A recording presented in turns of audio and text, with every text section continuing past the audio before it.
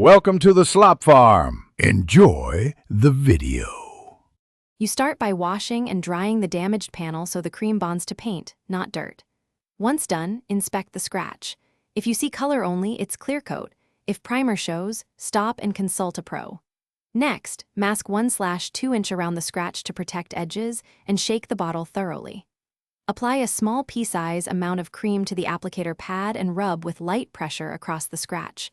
Short, overlapping strokes to begin blending the surface. Now you buff deliberately. Apply 1/2 pressure and work in circular or controlled back and forth strokes for 30 to 60 seconds to allow abrasives and polish to work. Make sure to check progress frequently. Wipe the residue clean with a microfiber cloth and inspect in natural light so you can judge gloss and scratch visibility. If the mark persists, repeat up to 3 passes. Each pass refines the edges and restores reflectivity. But stop before you remove clear coat and finish by applying a fine finishing polish or wax to seal and restore about 90 to 100% gloss. Spread thinly and buff to a high shine.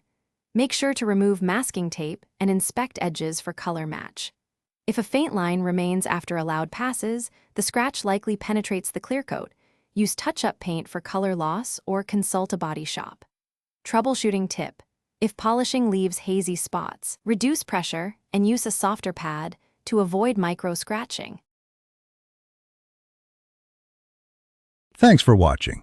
Consider subscribing if we helped you today.